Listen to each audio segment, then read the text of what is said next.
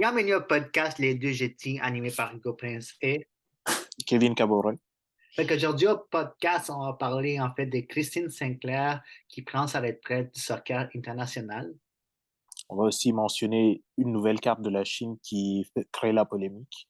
Exactement. Puis on va aussi parler des augmentations des frais scolaires pour les étudiants étrangers et nos Québécois au Québec. Fait que Kevin, on a parlé récemment dans un de nos podcasts, en fait, de Soccer Canada, puis tout ce qui se passe avec ça, comme si ça allait faire presque faillite. Euh, à date, je pense qu'ils s'en sortent. J'ai pas vu d'annonce qui ont fait faillite, c'est bien. Ouais. On a une Coupe du Monde qui s'en vient au Canada aussi. On a une très bonne équipe. On a des très bons joueurs canadiens hommes, puis aussi des très bonnes joueuses canadiennes femmes, dont spécialement genre Christine Sinclair, une des plus grandes joueuses de soccer au Canada, Mhm. qui elle a annoncé sa retraite récemment. Fait que Christine Sinclair, ça fait longtemps qu'elle joue pour l'équipe canadienne de soccer. En fait, c'est une des plus grandes buteuses de l'histoire internationale du soccer avec 190 buts. Fait qu'elle a plus de buts que genre hommes et femmes dans les deux camps, là. Plus que Ronaldo et plus que d'autres joueurs, là. Fait que vraiment, je suis vraiment surpris que genre une joueuse canadienne soit vraiment aussi grande, genre, dans le soccer. Habituellement, tu parles, au Canada, c'est pas le sport numéro un, genre, le soccer. Mhm. Mais de voir qu'une joueuse canadienne est dans le top comme ça pendant de très longues années, elle a quand même remporté la médaille olympique dans les Jeux de Tokyo en 2020, d'or, en fait. Il y a aussi d'autres médailles olympiques de bronze aussi.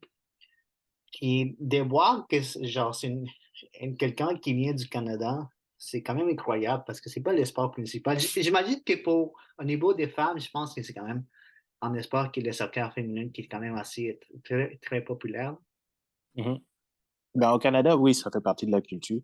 Ouais. Euh, ben, il y a une association qui est différente. Je dirais en Europe, on associe plus le soccer aux, aux hommes ou quoi que ce soit. Ouais. Et en Amérique du Nord, plus aux femmes, là et tout, mais on a une très bonne équipe. Exactement. Tu sais, tu parlais justement, tu dis ça, l'équipe féminine des États-Unis, quand Mhm. même fait les plus populaires, les plus performantes. Fait que oui, en Amérique du Nord, c'est vraiment genre, peut-être pas le Mexique, là, mais genre vraiment plus Canada, États-Unis. Au niveau des femmes, ils ont tout le temps bien fait. Puis, ben, de voir qu'elle prend sa retraite prochainement. Mais en fait, je suis allé voir, elle est venue à Montréal parce que l'équipe féminine du Canada font genre, une tournée, genre des matchs amicaux en préparation pour les Jeux olympiques de 2024, dont le Canada est qualifié déjà là, pour Mhm. 2024. Fait qu'ils vont aller comme euh, aller jouer pour défendre leur médaille d'or olympique. Fait qu'ils sont qualifiés. Fait que j'ai récemment vu au Stade Saputo ici à Montréal, Christine Sinclair. Ils ont perdu contre le Brésil en 0, mais récemment aussi, ils ont joué juste hier, le 31 octobre, ils ont joué je pense, à Halifax, puis ils ont gagné. Puis ils s'en vont en Colombie-Britannique, donc est-ce que Christine Sinclair est née en Colombie-Britannique? Fait qu'ils font deux autres matchs contre l'Australie. Fait que, tous les matchs à date sont sold out. Fait que c'est vraiment intéressant de voir qu'il y a vraiment un intérêt aussi pour les soccer féminins national. Puis le fait qu'elle prend sa retraite, je pense que ça a amené beaucoup de gens à aller acheter des tickets aussi, hein. Ouais, non seulement ça, mais comment dire, c'est une semaine très active au niveau du soccer en général, parce qu'il y a eu aussi les résultats du Ballon d'Or, il y a eu, comment dire, bah, Ouais, la Ligue des Champions a repris, etc., etc., mais ouais. Fait ouais, que, exactement. Tu parles du Ballon d'Or, dont Lionel Messi qui vient de gagner son huitième Ballon d'Or. C'est historique. Il y a pas d'autre joueur avec 8 Ballons d'Or. Le seul qui est pas trop loin, c'est Ronaldo avec 5. Et mhm, puis, c'est peut-être son dernier. Il a gagné justement parce qu'il a aussi gagné la Coupe du Monde. C'était en 2022. Puis récemment aussi, il avait gagné la Coupe América, mais c'est plus à cause de sa Coupe du Monde et qu'il a ouais, gagné le Ballon d'Or, puis sa performance à la Coupe du Monde. ouais. Euh, Ben, Est-ce qu'il mérite? C'est genre, c'est c'est ça, là. Il a gagné une Coupe du Monde. Fait que, justement, il y avait plein de. En 2006, quand l'Italie a gagné la Coupe du Monde, ils l'ont donné en genre d'Italie. en 2018, bon, Luka Modric avec la Croatie sont allés en finale, ils ne sont pas gagnés, mais Luka Modric a gagné la Coupe du Monde. Fait que, il y a ces tendances-là, mais on peut en discuter parce qu'il y a d'autres. On peut dire qu'en 2010, Iniesta avait fait une très bonne Coupe du Monde, puis il n'a pas gagné le Ballon d'Or, mais ça reste à discuter, sinon on va rentrer là-dedans, puis on peut en Ouais, finir. ben, il y a une combinaison de tout ça, mais pendant, je dirais, les 4 premiers ballons d'or qui étaient répartis, ok, Ronaldo 4, Messi 4, on- une des grosses questions, c'était, ok, y en a-tu un qui va gagner la Coupe du Monde? Y en a-tu un qui va se distinguer en gagnant la Coupe du Monde? Maintenant, c'est fait, on voit que euh, le débat est moins proche, entre guillemets, là, entre les deux, mais Ouais. Ouais, c'était la Coupe du Monde qui allait définir les gagnants de cette compétition entre les deux.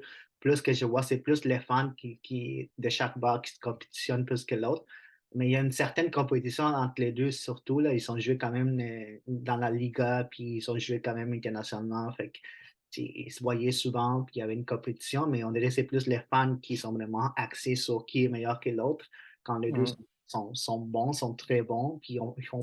ils ont fait partie du foot pendant presque 15 ans. Mais au niveau du Ballon d'Or, au niveau des femmes, l'Espagnol Aitina Bonmatí a été couronnée euh, genre gagnante du Ballon d'Or féminin. Puis, ben, c'est parce qu'il y a aussi l'Espagnol, puis l'Espagne a gagné la Coupe du Monde Ouais. féminine en 2023. Puis son club a joué à Barcelone, fait que son club catalan a gagné aussi la Ligue des Champions en 2023. Fait que c'était justement, elle a bien mérité. Mais tu parles de Christine Sinclair, l'effet qu'elle a, je pense qu'elle a été nominée au Ballon d'Or aussi, mais elle a pas fini genre dans le top. Pas cette année, mais dans d'autres années, il faudrait vérifier. Mais j'ai l'impression que si Christine Sinclair avait joué en Europe, elle aurait peut-être vraiment gagné en Ballon d'Or, vu sa carrière internationale et tout, là. J'imagine, parce qu'elle joue aux États-Unis. OK? Mhm. Elle joue aux États-Unis, mais elle n'a jamais vraiment joué en Europe. Je ne sais pas pourquoi. Peut-être qu'elle voulait rester ici en Amérique du Nord. Mais j'ai l'impression qu'elle aurait peut-être, si elle aurait parti en Europe jouer, avec la carrière qu'elle a eue, puis ses performances, ses nombres de buts, tout, qu'elle aurait pu peut-être gagner en Ballon d'Or, justement. Ouais, je suis tout à fait d'accord. Ben, sur, au niveau de la performance, oui. Comment on dit? Ben, je pense que sa performance a amené un engouement pour les gens pour le soccer, au Canada en tout cas. Oui, exactement. Et je pense que peut-être c'est ça qu'elle recherche, elle. Ben, J'imagine. elle était souvent considérée comme la meilleure joueuse au monde, même si la FIFA ne l'a jamais octroyé le titre des joueuses de l'année. Mhm. La Canadienne serait surtout devenue la première athlète à marquer dans 6 Coupes du Monde. Puis, tu sais, elle fera ses adieux au terrain en partageant les records des 5 avec la Brésilienne Marta, le Portugais, Cristiano Ronaldo, genre, au niveau des marquer 5 buts dans chaque Coupe du Dans Monde. les Coupes du Monde. Ouais. Ronaldo puis Marta, la joueuse de Brésil, qui est aussi légendaire. Fait que ça aurait vraiment été intéressant quelqu'un du Canada se voit octroyer un ballon d'or, mais tu sais, elle a jamais. C'est l'effet qu'elle s'est jamais lancée en Europe.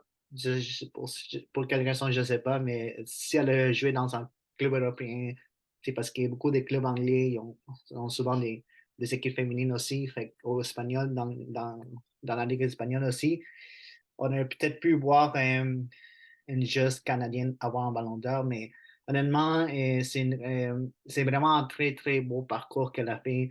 Mhm. Elle est une grande influence au niveau du soccer, pour que ce soit au niveau des hommes et femmes, parce que c'est une des joueuses les plus prolifiques de l'histoire du soccer canadien international. Puis vraiment, j'étais content de l'avoir joué.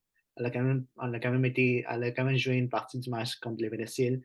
Puis de voir partir une légende comme ça, c'est triste, c'est malheureux, mais elle a quand même influencé des nouvelles jeunes joueuses qui vont prendre sa place sûrement bientôt. Oui, et avec l'engouement qui se fait sentir en Amérique du Nord, ben, comment on dit? la MLS prend de l'ampleur. Ça se peut que maintenant on ait des reconnaissances plus locales, en guillemets, là, parce que le Ballon d'Or, c'est vraiment très européen. Là, c'est comme, Ouais. Mais si je joue, c'est- mais si je joue aux États-Unis, ils ont donné quand même un ballon d'or. oui, Ça, c'était par rapport au fait qu'il avait gagné la Coupe du Monde. exact. Genre, quelqu'un qui joue en dehors de l'Europe va gagner un ballon d'or.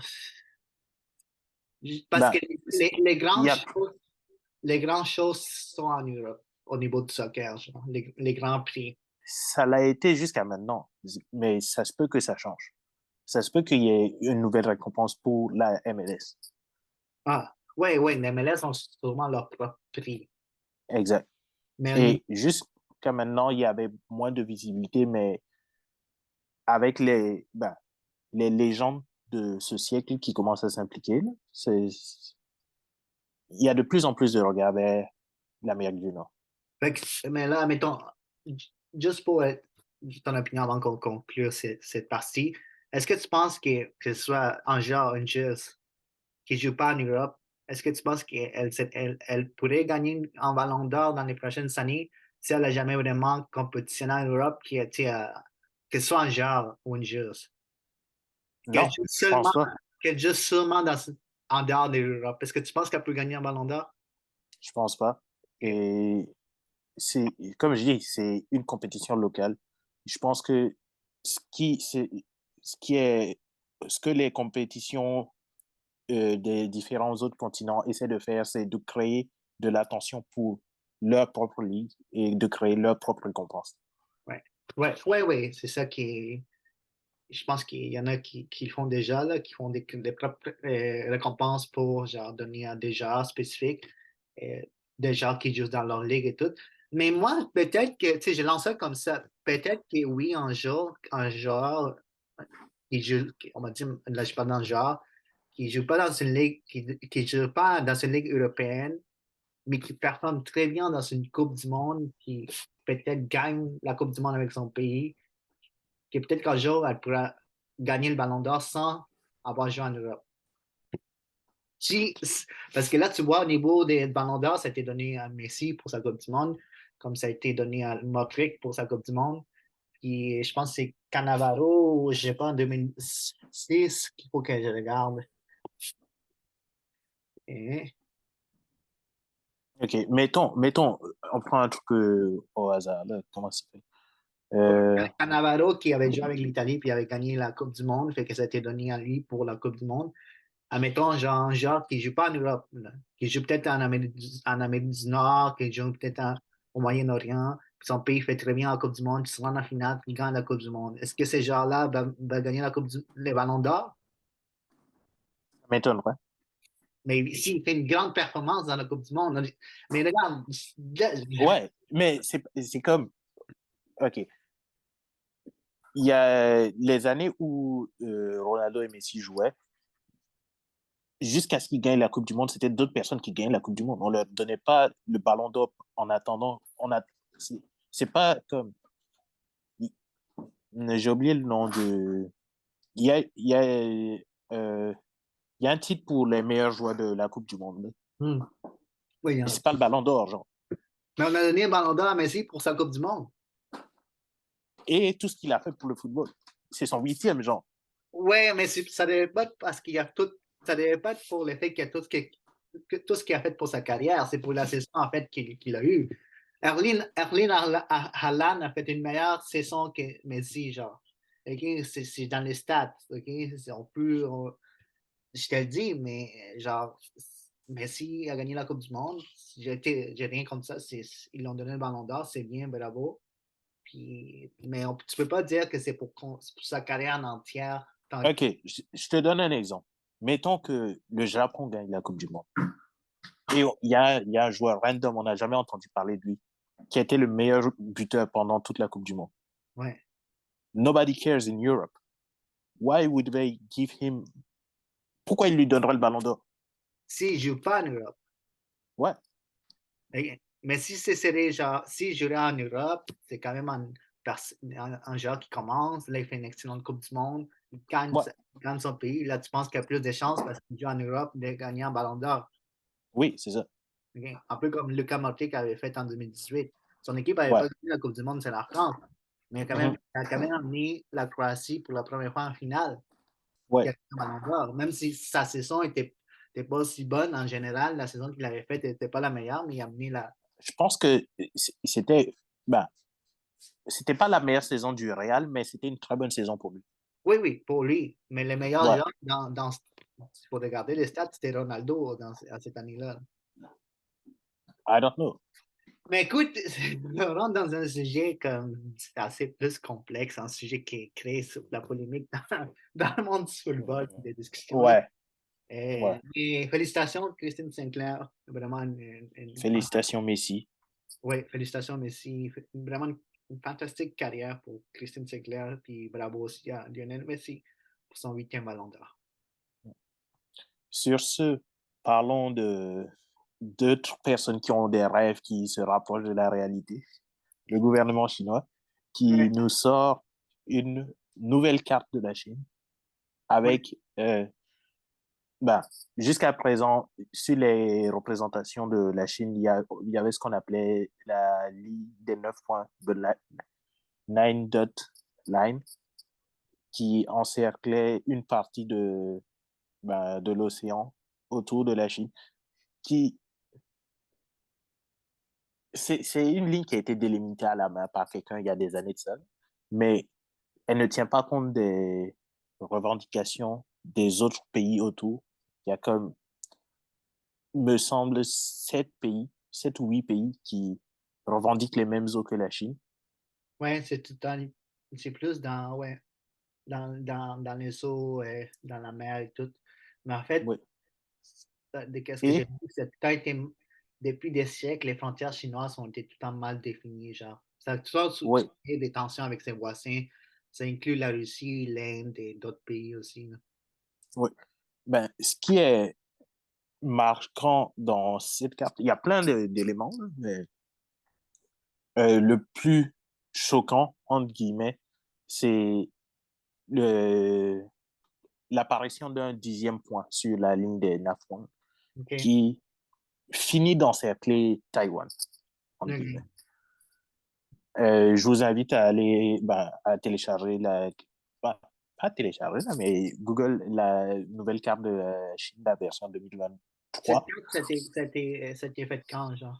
C'est quand c'est. Euh, c'est la semaine passée, pour quelque chose du genre. Dans mes recherches, j'ai pas trouvé quelque chose de plus récent. J'avais trouvé quelque chose en datant du mois d'août, parce qu'il y avait une carte où ce que la Chine avait fait englober beaucoup des parties, incluant Taïwan, mais d'autres parties un peu en Inde, un peu en Russie, puis un peu en Oui, oui, oui. Russie. Je sais pas si c'est la même chose qu'est-ce qu'on parle en ce moment. Moi, c'était plus daté, genre, mes recherches. OK.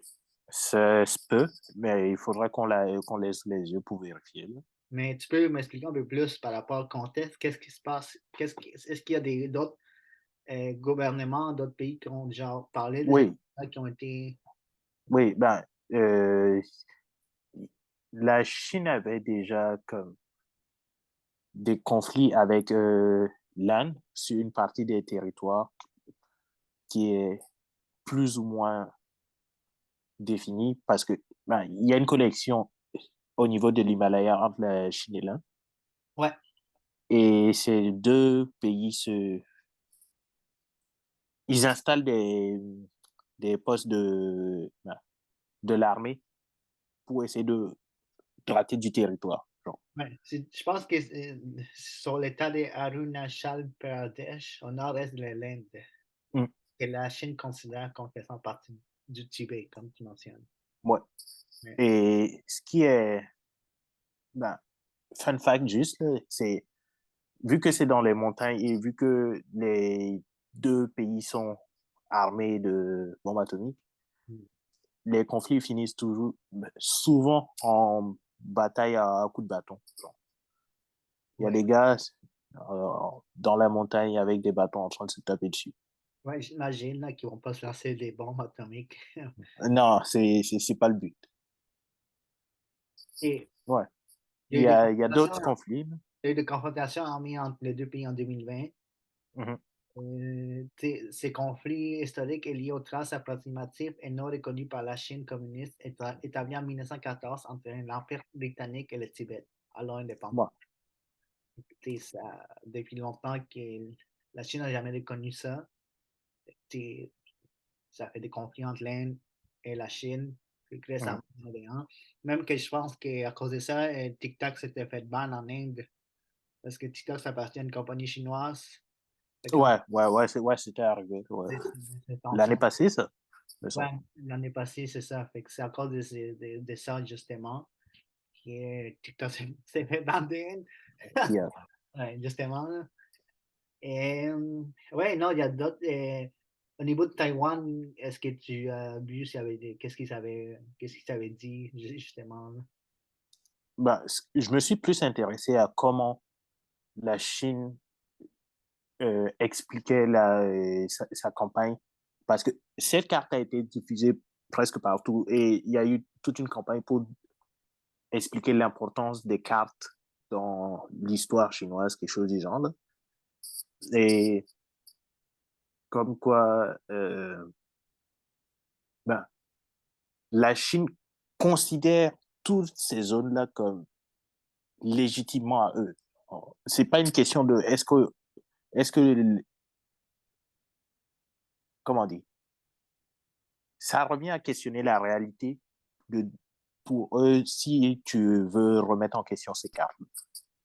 Mais en fait, par sa constatation de ses voisins, mais le ministre chinois des Affaires étrangères justifiait que la publication de l'édition 2023 de la carte standard de la Chine est un exercice normal de la souveraineté de notre pays. Nous espérons que les parties concernées les traiteront objectivement sans surinterprétation. C'est genre c'est normal qu'ils sortent une carte puis genre ils l'update selon eux. Ouais, mais c'est ça. Le truc, c'est pour eux, ces territoires font partie de la Chine. C'est pas une question. Pourquoi tu penses que pour eux, est-ce que ça faisait partie de l'Empire chinois ou dans le temps ou genre ça fait avant que les Britanniques viennent dans ce coin-là puis décident genre de ça, c'est ça? Est-ce que ça faisait avant partie de leur. Il y a un doute qui a tracé une carte à la main et il a dit ça, c'est à nous.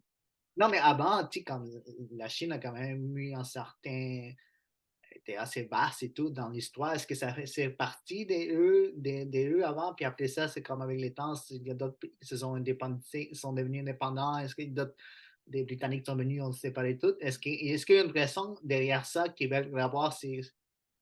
Ben, ça dépend de quoi on parle. Admettons, je reprends la zone dans l'Himalaya. OK. Le Tibet se considère indépendant de la Chine. Bah, ça dépend à qui tu demandes, mais il y en a qui revendiquent l'indépendance du Tibet. Est-ce que la Chine l'a accepté? Non. Mais euh, Non, mais c'est juste, est-ce qu'avant, ça faisait partie de la Chine? ouais, OK, je comprends. ouais, c'est comme, mais c'est comme dire que, est-ce que je sais pas, n'importe quel pays qui est devenu indépendant, il faisait partie d'un autre pays, là, genre. Oui, oui, c'est ça. Ils se sont séparés, il y a des pays qui se sont. Ouais, Je comprends. Fait qu'avant un empire a tombé, puis là, il y a plein de petites nations qui se sont faites. mais il n'y a pas juste ça, c'est comme, ok, je retourne dans la zone de l'Inde. L'Himalaya, le doute qui a tracé la carte, il a dit, cette partie de l'Himalaya, c'est à nous. Mais il n'y avait pas de Chinois là-bas, genre. Mhm. Ben, il y avait pas de. Les doutes qui ils vivaient là-bas, ils ne se rendaient pas dans la capitale pour discuter avec le roi pour savoir comment on gère. C'est l'Himalaya, tu descends pas de la montagne pour le fun. Là. Mais est-ce que peut-être, oui, il y a certains grands empires et grands pays qui ont des fois, des fois, ils ont des coins vraiment loin, puis ils sont peut-être un peu plus loin du pays de l'empire. Fait que des fois, ils sont un peu plus différents, ils ont différentes cultures, mais ça fait C'est partie pas juste. de cet Non, empire. c'est pas juste ça. C'est comme, OK, les États-Unis sont allés sur la Lune, ils ont planté un drapeau, ils ont dit c'est à nous. Ben, c'est à nous le drapeau, mais techniquement, c'est à tout le monde. Là. C'est comme, où basically, on retourne à une histoire de colonisation. Quand les Espagnols sont arrivés ici, en Amérique du Nord, ils ont dit, OK, maintenant c'est à nous. Amérique du Sud, ouais. Ah, Amérique du Nord, ouais. Ah, les deux. Maintenant c'est à nous. Ouais, tu peux dire c'est à nous, mais il n'y a pas eu de discussion, là. Genre. Ouais, je sais. Mais comme il y a quand même eu une unification de la Chine, il y a quand même eu un empire, j'imagine, quand même, dans cette partie, genre, quand même, avant. Bah, Je sais l'Inde pas, n'est pas d'accord avec cette histoire. ouais, je sais pas s'il y avait un empire chinois, vraiment, ou comme la. Ouais, il y avait un empire chinois, Ouais, mais mais qui a quand même englobé certaines parties de cette zone en Asie, là, pour que ouais, même si ça mais leur appartenait avant. Faudrait bah, regarder, vraiment. c'est pas qu'ils ont englobé le problème, c'est la définition de cette carte, c'était pas un congrès, là. C'était pas deux pays qui étaient assis ensemble et ils ont dit, nous, on va prendre cette partie, vous allez prendre cette partie. C'est un doute qui a dessiné une carte à la main. Ouais, mais ça, c'est après, genre, les Britanniques sont venus, puis ont dit, non, mais là, maintenant, ça, c'est à nous, ça, c'est à vous, c'est comme. Ouais, mais quand il y avait l'Empire chinois, il y avait un royaume en Inde. Il y avait deux personnes. C'était pas. Ouais, ouais. Mais, tu sais, ouais, il y avait il y avait un royaume d'Inde aussi, puis un empire chinois, puis là, ils sont délimités aussi, ils ont désigné ça, c'est à nous, puis ça, le reste, c'est à eux. OK. Tu sais, il faut regarder Ils les. se sont pas, ils se sont pas rencontrés pour dire, pour dessiner ça. Le 12, il était chez lui, il a dit, ça, c'est à nous. Hmm, hmm, je comprends, ouais. Il a dit, on est arrivé ici, on a conquis ça, fait que ça nous appartient maintenant. Ou même pas. Yeah. Il a tracé une carte à la main. Je pense pas que le gars, il savait ce qu'il y avait là-bas, là, genre. OK. Je pense pas que le gars, il était allé en Himalaya. OK. Fait que ça vient comme on dit, des siècles de conflits entre surtout l'Inde et la Chine. Il y a même Ouais. un conflit avec, parce qu'il y a aussi avec les Russes et les Chinois, dans une partie, Ouais. sur un territoire, genre de l'île Bolshoï-Ussurisk, excusez-moi pour la prononciation, que c'est genre, mais depuis, ça a été réglé selon eux, là. Ben, plus Genre, ou moins, là. ça fait C'est 50 censé ans de avoir conflit. été, ben, c'est censé avoir été réglé, mais la Chine a réintégré ce territoire-là dans cette nouvelle carte. Il y a quand même il y a quand même 100 ans de conflit frontalier avec la Russie pour ça. Puis, mais là, selon des gens, genre, selon la porte-parole de la diplomatie russe, Maria Zakharova, genre, elle a dit que tout était réglé et après plusieurs années d'efforts de la part des deux pays. Fait que, Ben, ça, ça date de quand? c'est qu'est-ce que j'ai lu. Depuis qu'on a sorti la map, fait qu'on dit 3 jours après la publication de la carte, la porte-parole de la diplomatie russe, Maria Zakharova, a souhaité désarmer toute soupçon de provocation de la part de Pékin à l'égard de Moscou. Fait que tout est réglé. Ça, Ben, ça n'a pas l'air réglé sur la carte. c'est ça dans le journal. J'ai lu ça comme juste pour donner les sources, la presse. Ça. Ouais, Et, mais ouais. écoute, c'est des tensions là-bas aussi. Puis on regarde, on va voir qu'est-ce qui va se passer. Surtout principalement avec Taïwan. On sait déjà que la Chine veut vraiment euh, Ouais, tout, vraiment, genre, dans son plan, genre, c'est ça, là, comme tu dis, ça, une nouvelle carte. Et puis, mais là-dedans, on sait tous que le principal objectif de la Chine, c'est Taïwan, là. J'imagine. ben, principal, je dirais pas ça. Je dirais plus que Taïwan a de moins en moins d'alliés. Ouais. Mais d'après qu'est-ce qu'on lit, d'après qu'est-ce qu'on regarde, d'après beaucoup d'analyses politiques, Taïwan, c'est vraiment l'objectif de la Chine. Quand est-ce qu'ils vont faire de quoi, on ne sait pas. Mm. Ouais. Bon, on va revenir au Québec. On va revenir au Québec, on va revenir au niveau, en fait, C'est comme, un sujet passionnant, ouais, l'inflation.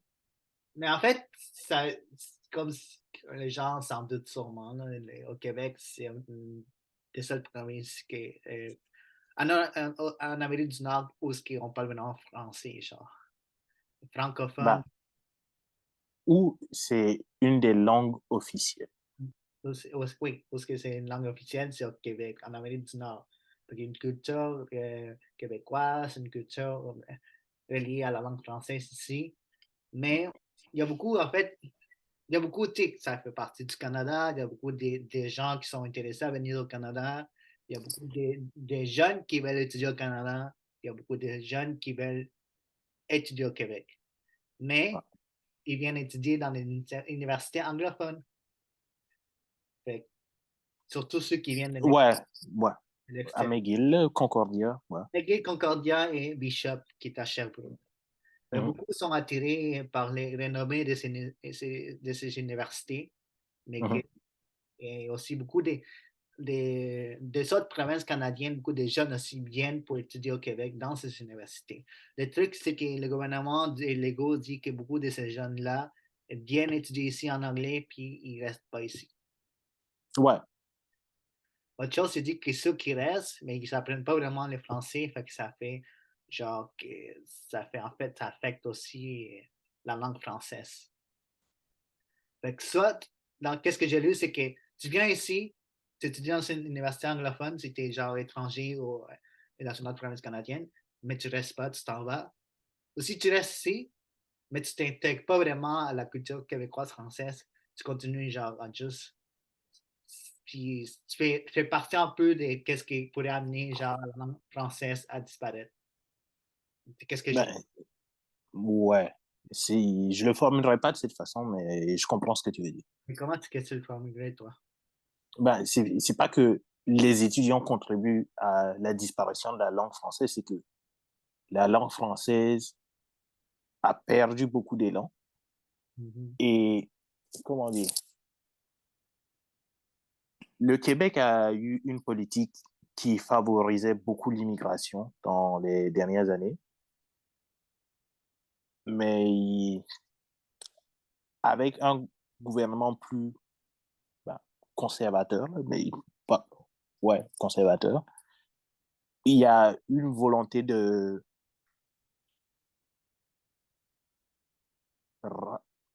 intégrer ces cultures-là, les rapprocher de la culture québécoise, qui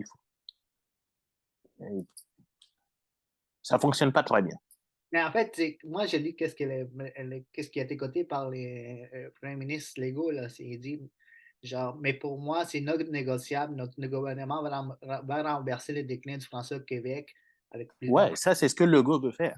Mais c'est pas les immigrants qui Pas tuent le vraiment. français, là. Genre, là, on parle plus spécifiquement des étudiants, parce qu'il va y avoir une note des tarifs scolaires pour les, comme on dit, pour les étudiants étrangers et Ouais, les étudiants d'autres provinces canadiennes. Fait qu'ils ils vont payer plus cher pour venir étudier ici dans notre ouais. université. C'est ça. Puis ça, c'est une des mesures que l'EGO met en place pour protéger le français. Ben, qu'ils justifient pour pas la protection du français. Pourquoi tu penses qu'il le fait alors? Parce que tout coûte plus cher, il faut bien trouver de l'argent. L'inflation? Ouais. Selon eux, c'est pour protéger le français. Là, j'ai jamais, dans mes recherches, j'ai pas lu que c'était pour l'inflation, mais en fait, Parce que les gens payent plus cher. En quoi ça va changer le français? le gouvernement québécois, sous la direction des Français légaux, a annoncé une augmentation des frais de scolarité pour les étudiants internationaux et les étudiants canadiens hors Québec à partir de l'automne 2024. C'était l'année prochaine. Ces décisions mettent fin aux tarifs avantageux qui étaient précédemment offerts aux étudiants canadiens venant d'autres provinces pour étudier au Québec. L'EGO compte augmenter dès l'automne, oui, les tarifs imposés. Oui, c'est ça en fait. Dont les tarifs imposés dans les universités aux étudiants étrangers, dont la présence, selon son évaluation, profite surtout aux établissements anglophones qui sont McGill, Concordia, Bishop. Fait que les gens, oui, avant, il y avait quand même une facilité pour que ces gens d'autres provinces viennent étudier ici, mais ils Hum, viennent pas étudier en français, ils ne viennent pas à l'Université de Montréal, à l'UQAM. Ils vont directement étudier à McGill, ils vont directement ouais, étudier à Bishop, justement parce qu'ils parlent juste anglais. Fait qu'ils vont là. Il y avait une facilité pour les frais scolaires avant, puis là, ils viennent là. Ils vont pas aller tu sais, comment est-ce que tu vas attirer, ok.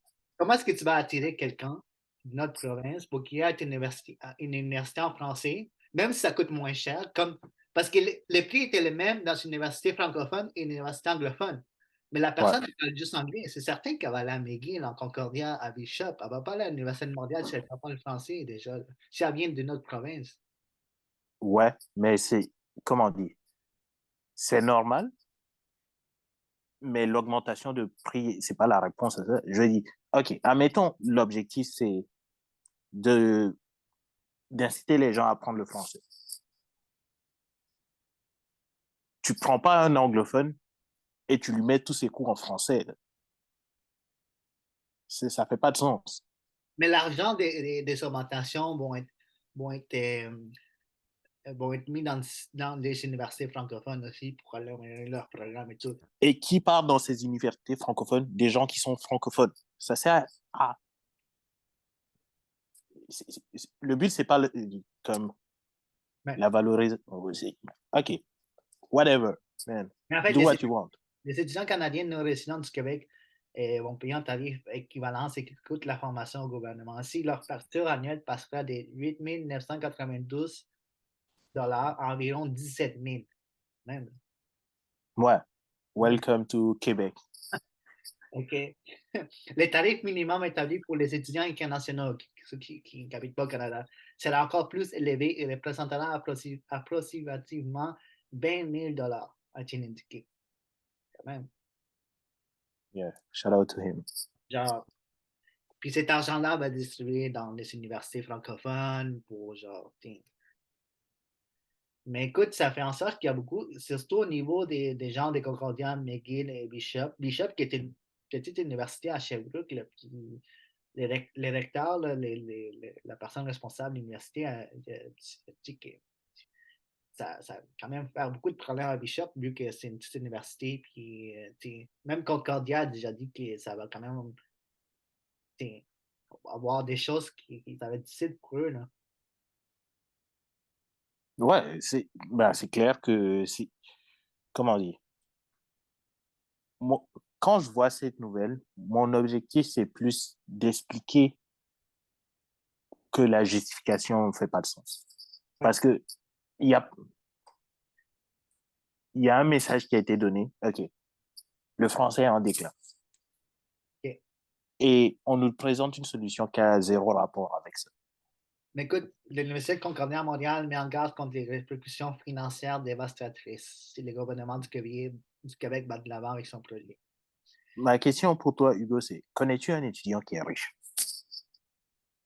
Si elle vient d'international, si la personne elle vient d'international, des fois, oui, les parents sont plus à l'aise, là, ça dépend de où. Non, connais-tu un étudiant là, qui vit là, et puis il vient étudier pour le fun, genre.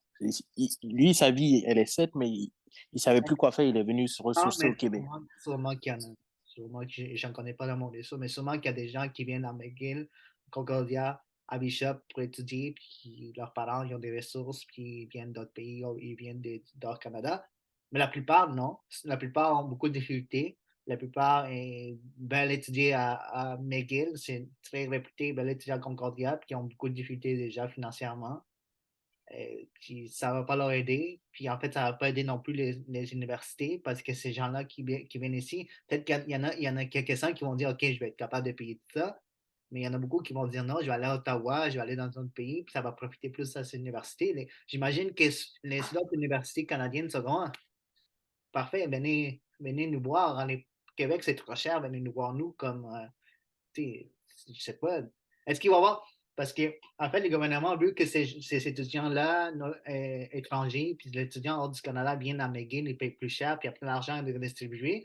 Mais les recteurs des universités ils disent, mais non, il va y avoir moins de monde, fait qu'il va y avoir moins d'argent qui va être distribué. Fait que il n'y a pas vraiment de logique pour eux de faire ça. Mais Ouais. pour les premiers ministres légaux, c'est non négociable. Ils veulent mettre des stratégies pour contrer le déclin du français. Mais je pense qu'on avait déjà parlé on avait déjà parlé de ça avant nous, dans un podcast, tu sais, au début, que Ouais. ça passe beaucoup par la promotion de la culture française. Parce que honnêtement, oui, à la radio, par contre, il y a beaucoup plus de chansons francophones qui sont mises.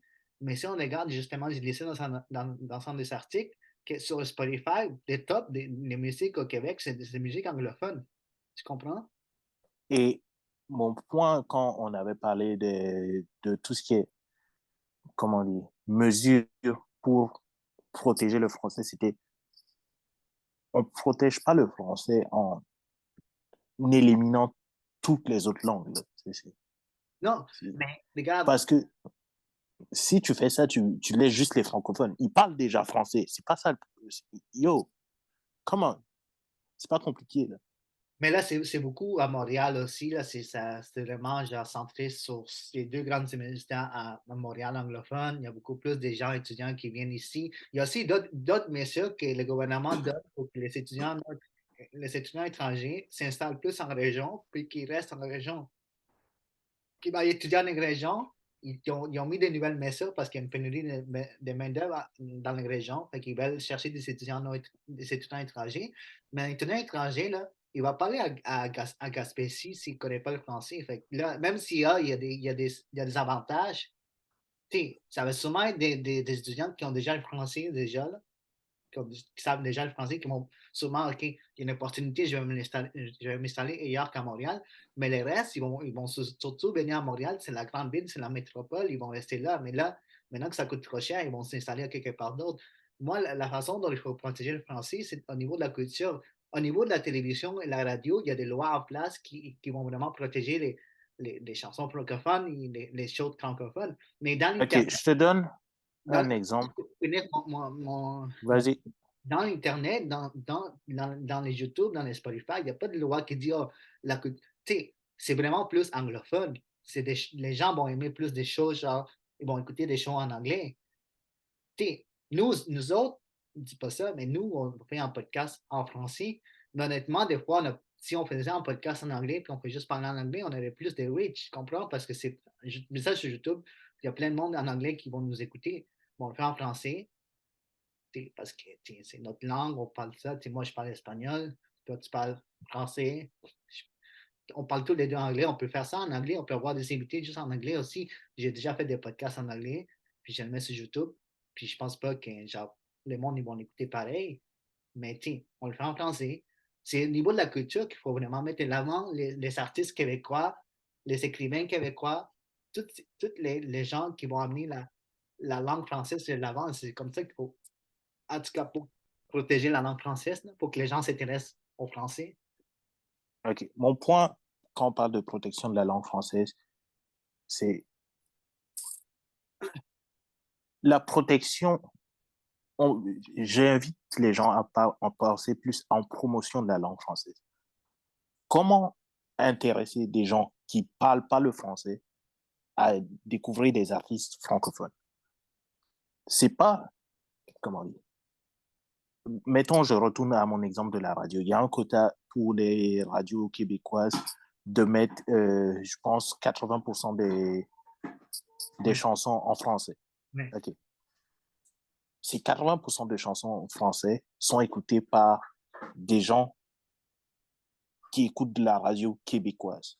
Ouais. Il n'y a pas beaucoup de gens Ils, qui écoutent la radio, là. non seulement, mais de la radio québécoise. Faut chercher.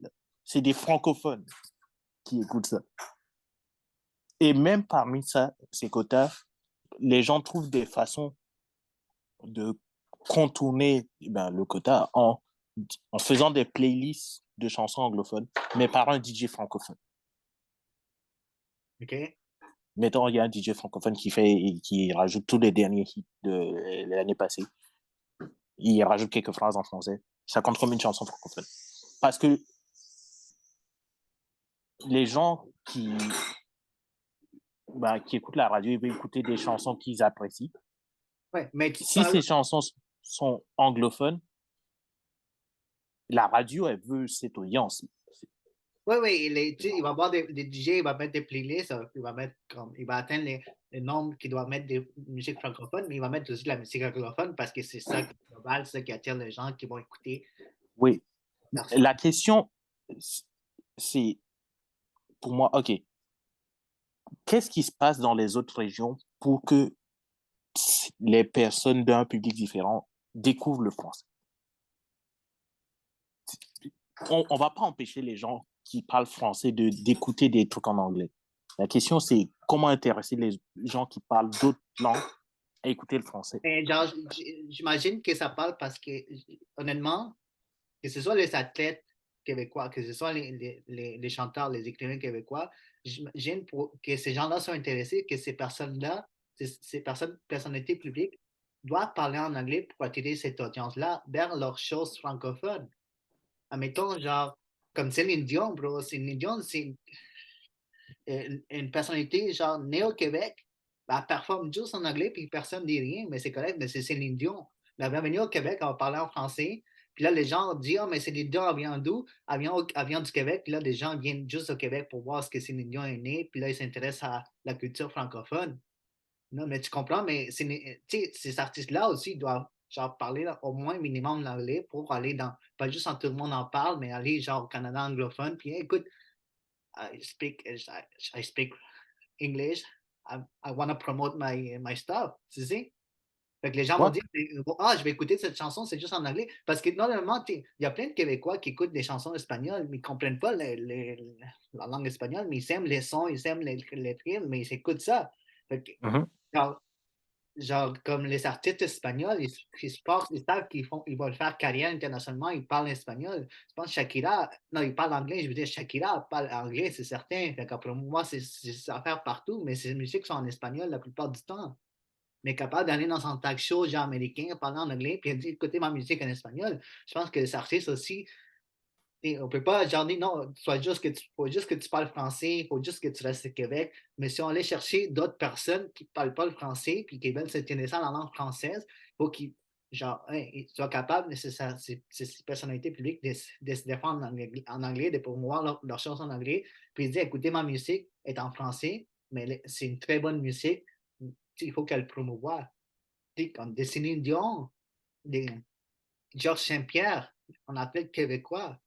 Mais genre, Georges Saint-Pierre est connu, c'est un athlète en UFC légende et tout, mais genre, quand il va chez Joe Rogan, il parle pas français, bro, il parle anglais. Mhm.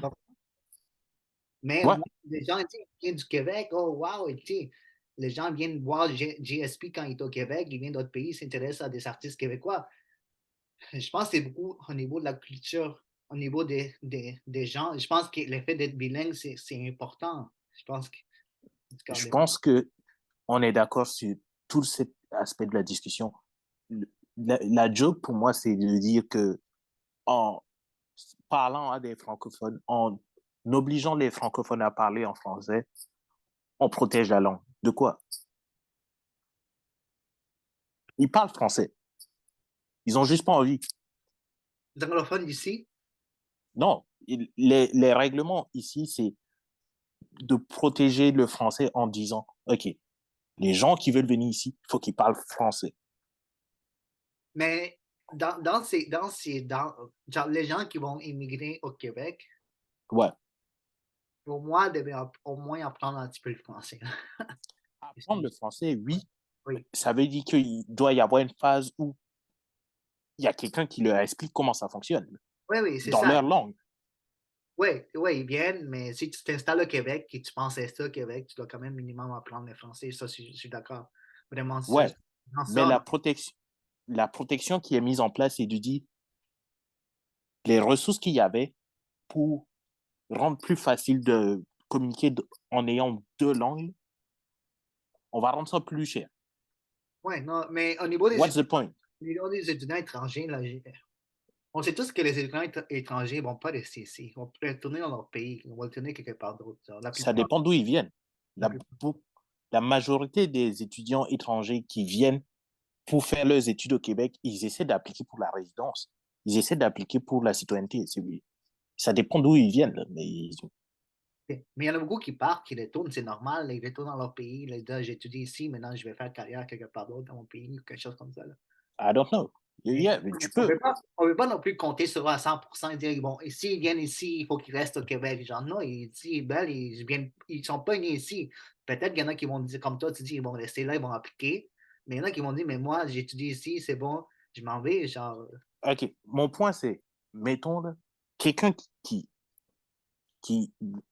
prend le processus pour appliquer pour venir étudier au Québec, ouais, qui passe, mettons, on parle de quelqu'un qui fait un baccalauréat, 2, 3 hivers ici. Après ça, il finit, il gradue et il applique pour la résidence. 5 ans. Après ça, de la citoyenneté. 2 ans de plus, 7 ans. Le gars, il parle français. Ouais, c'est ça. C'est certain qu'ici, au moins les gens ils vont dire, ah, mais s'il reste à Montréal, peut-être qu'il ne parle pas français. C'est ça qui est le chanter, ça. Le gars, il parle français. Là. Mais écoute, oui, non, j'ai surtout ceux qui font beaucoup, ceux qui viennent s'installer au Québec, qui font toutes les démarches nécessaires. C'est certain qu'il faut qu'ils apprennent à parler français. J'imagine apprendre une autre langue pour moi, c'est intéressant, c'est bien, je vais parler plus d'autres langues. J'imagine qu'il y a plus de jeunes aussi qui voudraient. Le français, c'est une très belle langue, bro. C'est vraiment bien. Ouais. T'sais, moi, je le parle, je suis fier de parler français, comme je suis fier de parler anglais, comme je suis fier de parler espagnol. Mon français Mhm. est meilleur que mon anglais et mon espagnol, mais je suis fier de parler les trois langues. Je suis fier d'être Ouais. bilingue. Genre, j'ai pas de problème, genre, tout de suite, que quelqu'un, il y en a qui vont dire beaucoup, si la personne ne me sert pas en français, ils vont se fâcher, puis ils ont peut-être raison de le faire, il faut protéger le français, mais genre, quand quelqu'un me, je vais à Tim Hortons, puis je comprends la personne, genre, on parle en anglais, je dis oui, des fois même je switch, puis l'autre switch, puis finalement on se parle dans la langue qu'on se parlait, puis je vais juste mon café, puis après ça, je m'en vais. Il y a d'autres personnes qui vont aller plus loin, ils vont dire, il faut protéger le français dans toutes les sphères. C'est bon. J'ai rien contre ça. Mais juste l'effet de parler plusieurs langues, c'est bien. C'est ça, je veux dire mon point, là. Mais au niveau des.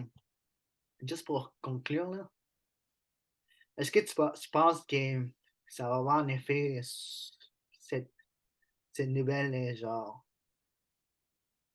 C'est une nouvelle, on va dire, loi, là, ou qu'est-ce qu'il propose le gouvernement au niveau ça va avoir un effet, ça va-tu avoir un effet positif ou un effet vraiment moins, plus négatif? Ça va juste rendre plus difficile le, la, la transition pour ceux qui veulent apprendre le français. Ouais. S'il y a quelqu'un qui voulait apprendre le français, qui disait, OK, moi je suis anglophone, je veux venir au Québec découvrir la culture québécoise. Si je peux avoir la moitié de mes cours, mettons, ou le 2 tiers de mes cours en anglais, et commencer à apprendre le français, je vais venir. Ouais. Si on t'annonce que maintenant tu dois payer 10 000 en plus par année, C'est rendu à 17 000 pour les étudiants d'autres provinces, puis genre 20 000 $ pour les étudiants étrangers.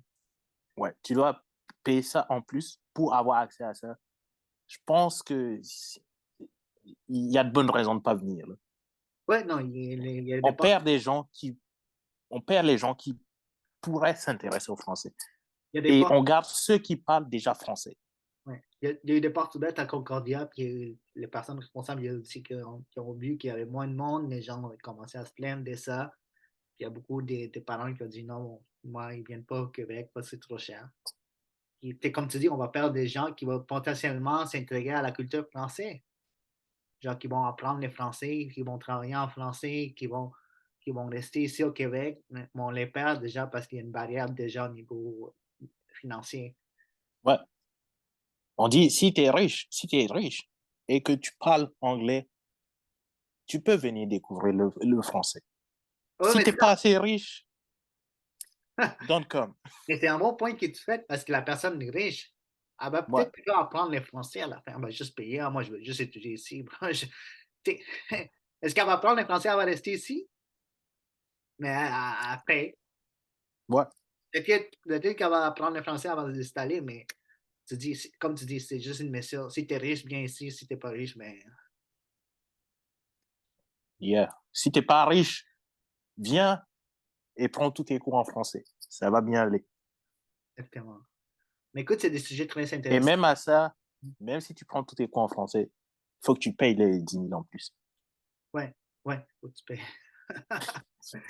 Écoute, c'est des sujets très intéressants qu'on a parlé aujourd'hui. J'ai vraiment aimé. Je fais juste un peu froid, là. Il fait froid, Ah, ouais, ouais. euh, Bienvenue en hiver. ouais, l'hiver s'en vient au Québec. On a des nouvelles qui sortent chaque semaine. Puis on va continuer à parler au niveau des trois sujets. C'est vraiment intéressant. Puis Mhm. merci Kev, c'était vraiment intéressant comme podcast. J'ai vraiment aimé Yep. la discussion. J'espère que vous avez Pareil. aussi aimé. Et abonnez-vous sur sur YouTube, abonnez-vous sur Spotify. On met un podcast chaque semaine et on travaille sur les autres réseaux sociaux. Qui bientôt, on est rendu à 40 épisodes. Les amis, 40 épisodes, on va avoir d'autres invités, d'autres sujets d'actualité à faire, puis on continue. Yep. Merci et à très bientôt. À la prochaine.